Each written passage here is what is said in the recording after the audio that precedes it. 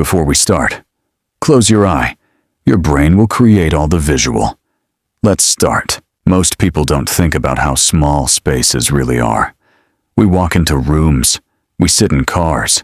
We crawl under tables to grab something that rolled away. We squeeze into tight elevators and joke about it for a few seconds before the doors open again. We always know there's an end, a way out. That's what makes tight spaces tolerable. The certainty that if you keep moving, you'll eventually emerge somewhere open. Now imagine that certainty disappearing, not suddenly, not dramatically, but quietly. Imagine realizing that the space around you isn't opening anymore, that it's narrowing, that every movement forward makes turning back harder. And imagine realizing this upside down. Welcome to DarkStory Lab. This is Jake.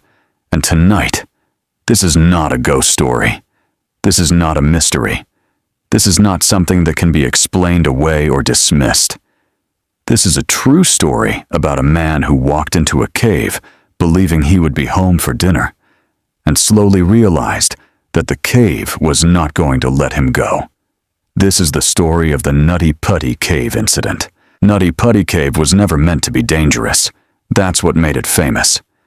Located in Utah, it was known as a beginner cave, a place where families went, where college students explored, where people crawled through narrow passages for fun, trusting that someone had been there before them and made it back out. The cave didn't look threatening from the outside. No warning signs of death. No history of tragedy that scared people away. It felt controlled, mapped, safe. And safety breeds confidence. Confidence makes people go a little farther than they should. On November 24th, 2009, John Edward Jones went caving with family members. John was a husband, a father, a medical student, someone who understood the human body and how fragile it could be. He wasn't reckless. That's important. He didn't go in drunk. He didn't go in alone. He didn't ignore warnings. He went in thinking this was manageable. At some point during the exploration, John believed he had found a familiar passage called the birth canal, a tight crawl space that eventually opened into a larger area. It looked right. It felt right. And that assumption changed everything. Because the passage he entered wasn't the birth canal. It was something far worse. As John crawled forward, the tunnel narrowed. That was expected. Nutty Putty was full of tight squeezes. He exhaled to move forward, inch by inch, trusting that it would open up soon. It didn't. The tunnel sloped downward at a steep angle. The walls pressed tighter against his chest and hips. Gravity pulled him forward. At some point, John realized he could no longer move forward easily. That realization didn't cause panic. Not yet. Because in caves, hesitation is normal. You stop. You breathe.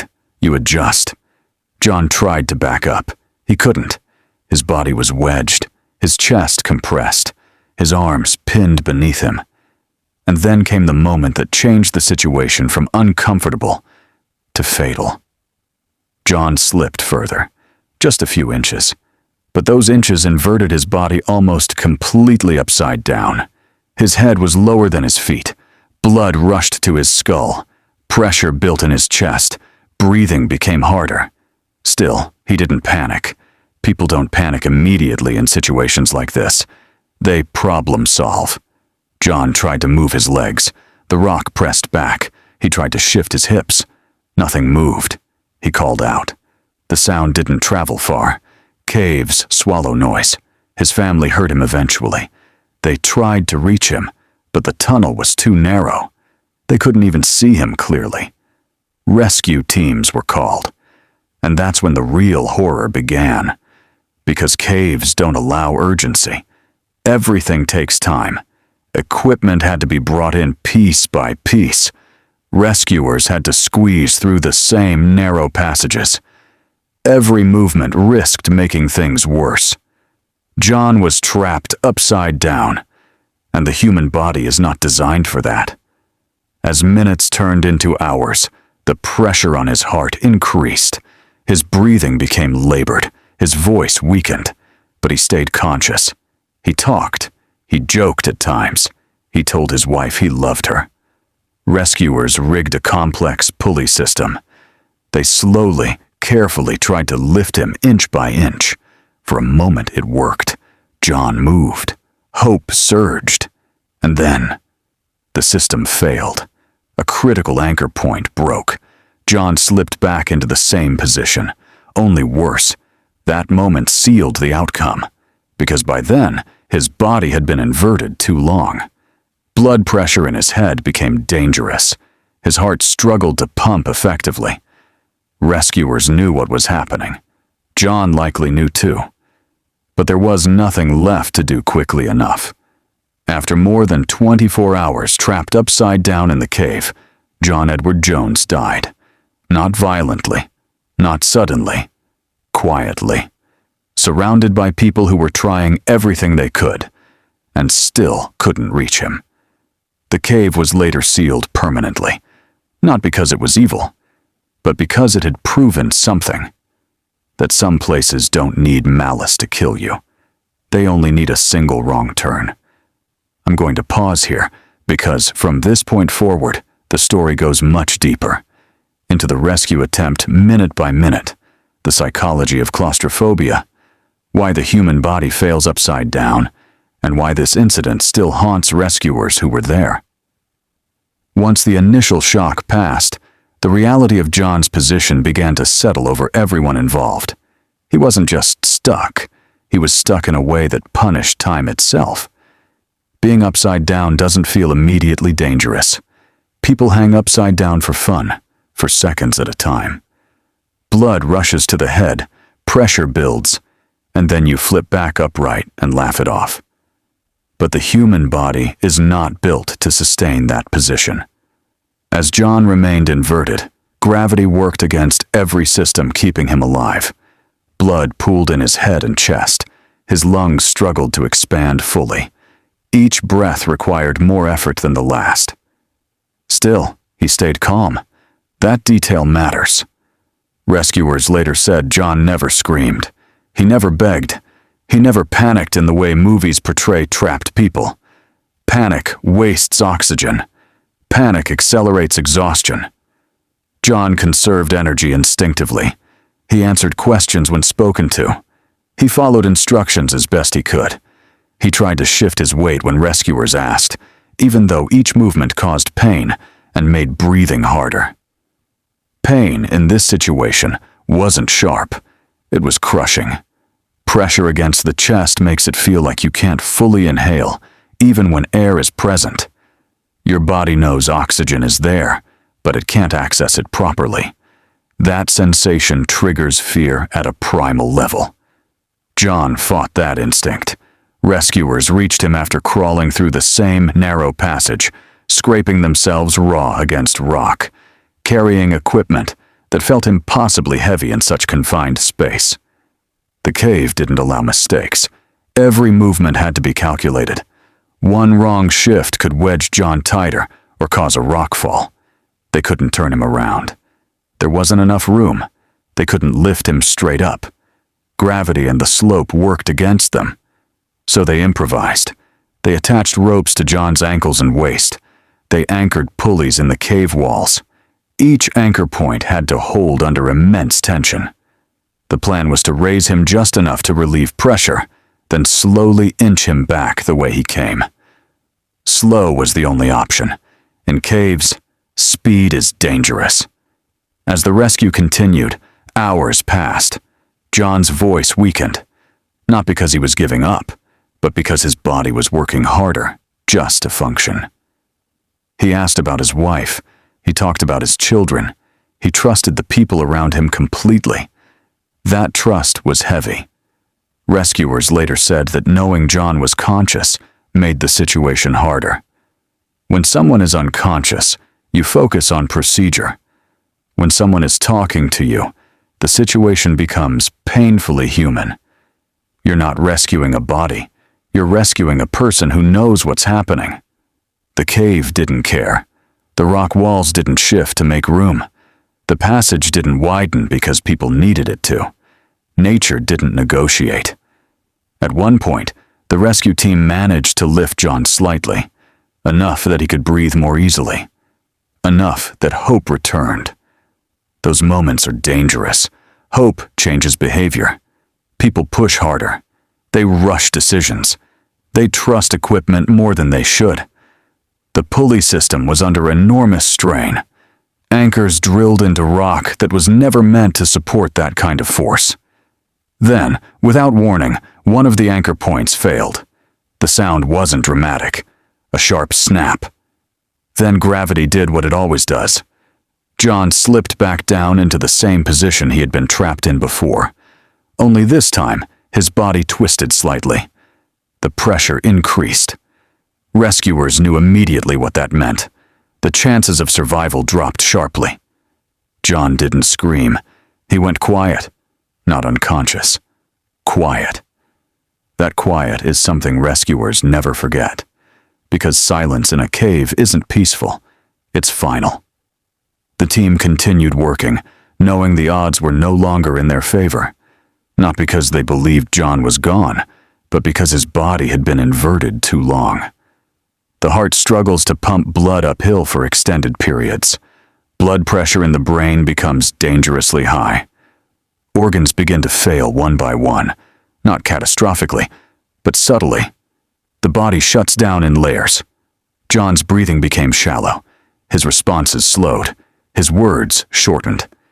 And then, after more than 24 hours trapped underground, John Edward Jones died. Not from crushing, not from suffocation, not from panic. From the simple fact that the human body cannot survive that long upside down. Rescuers stayed with him. They didn't leave immediately. Because even after death, caves don't let go easily. Recovering John's body was deemed too dangerous, too likely to cause further collapse, too risky for the living. The decision was made to seal the cave. John's body remains there, not as a warning, not as a symbol, but as a reality. The cave was filled and permanently closed, the entrance buried, the location marked. Nutty Putty Cave no longer exists as an accessible space, but the story does. And it doesn't go away, because it forces people to confront something uncomfortable. That danger doesn't always announce itself. Sometimes it feels like confidence. Sometimes it feels like experience. Sometimes it feels like familiarity. And sometimes it feels like just one more step forward. After the rescue attempt ended, the cave didn't feel like a place anymore. For the people who had been inside it, Nutty Putty became a moment frozen in time, a stretch of hours that replayed endlessly, not because of what went wrong, but because of how close it came to going right. That closeness is what haunted the rescuers. They knew they had touched him. They knew they had spoken to him. They knew that for a brief window, they had changed the outcome. And then gravity took it back. Cave rescuers are trained to accept loss. Underground environments are unforgiving, and not every mission ends with someone walking out. But this case was different, because John wasn't lost in a collapse. He wasn't buried. He wasn't unreachable. He was right there, just out of reach. That distance, measured in inches, became unbearable. Rescuers later described dreams where they were still in the cave, still adjusting ropes, still trying to make space where none existed. They woke up feeling the same pressure in their chests, the same urgency in their hands. Claustrophobia doesn't always come from being trapped. Sometimes it comes from witnessing it. John's family was informed above ground while the rescue was still ongoing. They waited, hoping, listening for updates that never came fast enough. His wife was pregnant at the time. That detail matters, not for sentimentality, but for reality. John wasn't an abstract victim. He wasn't a name on a report. He was a man who expected to come home, and that expectation lingered in the cave. People often ask why John didn't panic sooner. why he didn't force his way back when he felt the tunnel narrowing. The answer is uncomfortable, because he did what most people would do. He trusted familiarity. Nutty Putty was known for tight passages. That was the appeal. John had been in caves before. He had crawled through narrow spaces and emerged fine. Experience breeds confidence. Confidence delays fear. By the time fear arrives, options are already gone. That pattern repeats itself in many tragedies. Not recklessness, familiarity. The caving community reeled after the incident. Nutty Putty had been controversial even before John's death. It was known for its tight squeezes, confusing passages, and tendency to funnel people deeper without obvious markers. After the incident, it was sealed permanently. Some argued it should have been closed sooner. Others argued that personal responsibility mattered more than regulation. But those arguments missed the point. Because this wasn't about policy, it was about human limits. Caves don't behave like open spaces. They don't offer perspective. You can't see what's ahead. You can't judge distance or slope accurately. Your body tells you what feels possible, until it doesn't. John's body told him he could move forward. It didn't warn him about what would happen after. That delay between action and consequence is what makes caves dangerous. And it's what makes this story linger. People who hear about the Nutty Putty Cave incident often imagine themselves there. Not heroically rescuing, not dramatically suffering, just crawling, just moving forward. Just realizing too late that turning around isn't an option anymore. That realization is deeply unsettling because it removes agency. There is no villain to fight, no decision to undo, no clever trick to escape. Only gravity and time. And gravity never negotiates. The incident changed how rescue teams approach cave emergencies. It reshaped training, equipment, and risk assessment. But it didn't erase the memory, because no amount of protocol can eliminate the fact that some environments don't allow correction. You get one chance to choose direction, and sometimes the wrong direction feels exactly like the right one. That's the quiet horror of Nutty Putty. Not the darkness, not the tightness, not even the death. The moment when everything still feels manageable, when you think you can go a little farther, and the cave lets you. What makes the Nutty Putty Cave incident so difficult to let go of is that it doesn't rely on mystery. There's no unanswered question at the center of it. No missing piece that, once discovered, would make everything make sense. Everything is known. The tunnel was mapped. The slope was measured. The rescue attempt was documented. The cause of death was understood. And yet, the story refuses to feel complete. Because knowledge doesn't bring comfort here. It brings clarity. And clarity is sometimes worse. When people imagine danger, they picture chaos. Something unpredictable. Something that explodes into their lives without warning. Nutty Putty was the opposite. It was predictable. The cave did exactly what caves do. Gravity behaved exactly as it always does. The human body responded exactly as physiology says it will. Nothing broke the rules, and that's what makes the incident terrifying, because it means no rules were violated. John didn't ignore a red flag screaming for attention. He didn't push past an obvious boundary. He didn't gamble recklessly with his life. He followed a familiar pattern. He moved forward when it felt reasonable to do so. That's the part people struggle to accept. We want tragedies to have a moment of obvious error, a single decision we can point to and say, that's where it went wrong. Nutty Putty doesn't offer that comfort. The decision that sealed John's fate didn't feel dangerous when he made it. It felt normal. Caves distort perception in subtle ways. Depth feels shallower than it is. Slopes feel manageable until gravity commits you to them. Tight spaces feel negotiable until your body becomes the measuring tool. By the time the body says no, The cave has already said yes. That delay is deadly.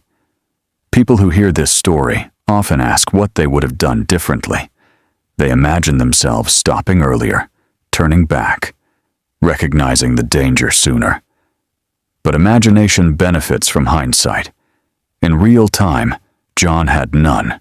He had experience, he had confidence, he had a cave that thousands had entered and exited before. The cave didn't change. The conditions didn't suddenly worsen. The margin simply disappeared. That's why this story lingers in the minds of rescuers long after the equipment was packed away, because it reveals how thin the line really is between safe and irreversible. The rescue itself demonstrated the same truth. Rescuers did everything right. They adapted, they innovated, they risked their own safety. They came closer than most people ever get in situations like this. And still, the cave didn't give enough. Not because anyone failed, because some environments don't allow success once certain thresholds are crossed. That idea is deeply unsettling. It suggests that preparation has limits, that skill has limits, that intention has limits, that sometimes all the right actions taken too late are indistinguishable from the wrong actions taken early. The Nutty Putty Cave incident isn't a warning about caves alone.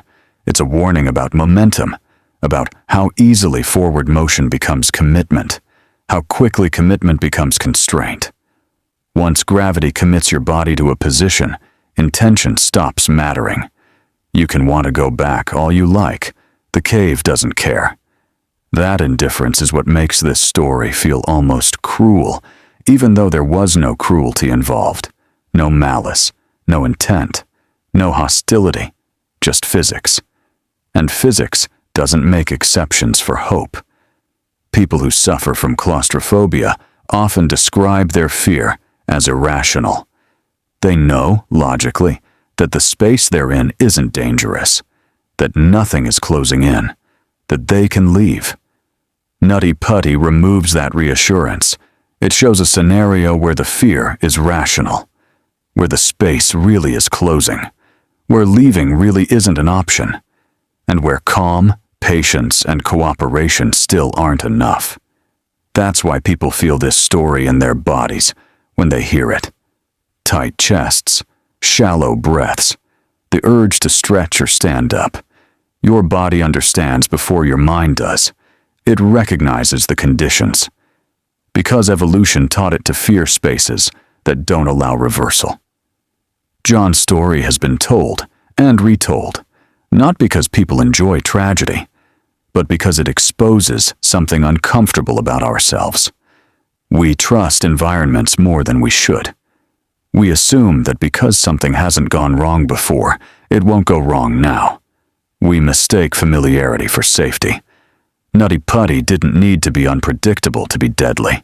It needed one person to believe the passage ahead would open up, and the cave let that belief exist until it was too late to matter. When the cave was finally sealed, there was no ceremony, no speeches, no sense of closure. Just concrete poured into an opening that had already taken too much. Nutty Putty. Cave didn't become safer. It stopped existing. And that decision alone says everything. The cave wasn't sealed because it was evil. It wasn't sealed because of superstition. It was sealed because it proved a truth no one wanted to face. That some environments don't forgive learning curves. That some mistakes can't be corrected once they're made. John Edward Jones didn't disappear into legend. He didn't become a mystery. His story didn't drift into myth. It stayed painfully specific. A tunnel, a slope, a body upside down, a rescue that came close enough to hurt. That specificity is what keeps this story alive. Because it doesn't allow distance. You can't abstract it. You can't turn it into a monster. You can't blame an unknown force. Everything that happened makes sense, and that's what makes it unbearable. People often say that fear comes from the unknown. Nutty Putty shows the opposite. Fear can come from knowing exactly what's happening and realizing it doesn't change the outcome. John knew rescuers were there. Rescuers knew what needed to be done. Everyone involved knew time was the enemy. And still, the cave didn't yield. That kind of helplessness leaves a mark, not just on families, but on entire communities. Cavers began re-evaluating what beginner really means. Rescue teams rewrote protocols. Land managers reconsidered access to places that rely on trust rather than margin. But even with all those changes, one thing remained unchanged: the human instinct to move forward, to believe the space ahead will open up. That instinct is ancient. It's what drives exploration, discovery, progress. It's the reason people enter caves at all. Nutty Putty didn't punish curiosity. It punished assumption. The assumption that forward always leads somewhere better. The assumption that if you fit going in, you'll fit coming out. The assumption that help, once it arrives, can always fix what went wrong. Those assumptions feel reasonable, until gravity gets involved, until the body becomes the limiting factor, until time stops being something you manage and becomes something that manages you. John's story lingers because it strips away drama and leaves only consequence. There's no lesson wrapped in heroism, no final act of triumph, no revelation that redeems the loss, just a quiet truth. That some spaces don't care who you are. They don't care how prepared you feel. They don't care how many people are trying to help. They respond only to physics. And physics is patient. It waits for alignment. It waits for commitment. It waits for the moment when reversal is no longer possible. Nutty Putty. Cave doesn't exist anymore, but the conditions that created this tragedy still do. Tight spaces, downward slopes, confidence built on familiarity. Those exist everywhere. And that's why this story doesn't fade. Because it isn't about caves. It's about the moment when you realize the space around you is no longer negotiable. When movement becomes a trap. When stillness becomes survival. When time becomes something you can hear in your own breathing. That realization doesn't need darkness to be frightening. It only needs truth. If this story stayed with you, not because it was loud, but because it was real, that's the kind of horror we tell here. At DarkStory Lab, we don't rely on ghosts or myths. We explore the moments where reality itself becomes unbearable, where fear doesn't come from the unknown, but from understanding exactly what's happening and knowing it can't be changed. If you want more true stories like this, stories that unfold slowly, honestly, and stay with you long after the video ends, make sure you subscribe to the channel. And if this story affected you, let me know by liking the video and sharing it with someone who understands how silence can be heavier than sound. This is Jake. Thank you for listening. And remember, some places don't trap you with force.